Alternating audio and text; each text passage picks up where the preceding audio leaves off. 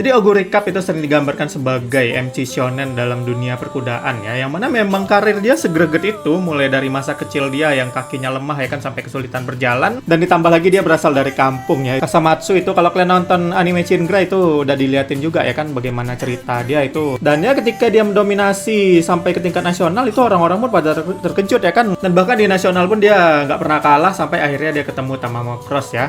Dan walaupun sakit hati kita ngelihat kalah sama Tamamo ya kan di animenya juga, tapi ya itu adalah canon event ya. Di real life pun memang Oguri kalah pertama itu lawan Tamamo ya. Tapi juga nanti ketika Oguri menang lawan Tamamo di Arima Kinan itu juga menjadi puncak karir dari Oguri ya. Tapi tahun berikutnya itu menjadi struggle ya buat Oguri. Dia mulai sering kalah, itu yang paling fenomenal ketika dia kalah lawan Super Creek dan juga Inari One ya. Di tahun terakhirnya dia juga sering kalah ya, bahkan sampai finish di peringkat 6, peringkat 11. Fans pun merasa ya kan kalau masa primanya Oguri udah lewat dan udah saatnya pensiun. Dan di race terakhirnya itu di Arima Kinan para fans sudah pasrah ya kan, yang penting bisa finish saja lah sebagai penutupan ya, penutupan race-nya. Tapi Oguri Cup itu kembali melampaui harapan orang-orang dan finish juara 1 ya di balapan terakhirnya. Jadi The Real MC ya kan menutup karir sebagai sang juara. Dan ya BTW soal dia yang makan banyak itu memang real ya, untuk nyata Oguri Cup memang makan lebih banyak daripada kuda biasa kabarnya.